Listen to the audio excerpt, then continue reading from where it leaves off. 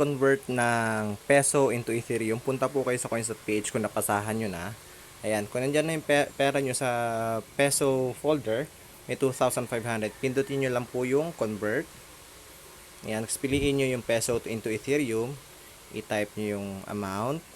So, ayan, makikita nyo kung magkano yung mako-convert nyo. That's 0.203 kasi yung current rate natin ngayon is 12,261 pesos. Okay, convert. Ayan, so mawawala siya doon, mapupunta siya dito sa Ethereum folder mo.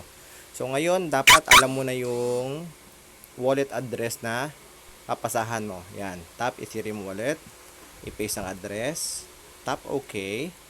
And then dito sa total amount, kung magkano yung kinonvert nyo, dapat ganun din yung i-ano nyo, lalabas na total amount.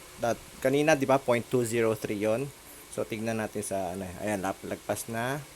Ayan, 2, 3, ayan, 5,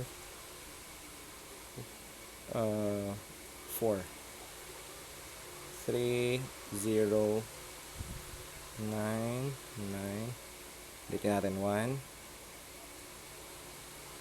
2, ayan, ganyan, 8, ayan, 7, ayan, kasya na siguro yan. Slide natin, tap, tapos, code, verification code, hintayin natin. Dadating yan dun sa text message. Puntahan natin, ayun, ano na. So, puntahan mo, coins, kopyahin nyo po yung copy, balik sa coins, itap nyo po yan dyan, at submit. Ayun, so nasend na po yun, sending na po yun. So, kung titignan nyo dito sa history ng Ethereum, makikita nyo po dyan, ayan, waiting for confirmation. So, hintay-hintay nilang po natin pagdating. Ganun po siya mag-transfer.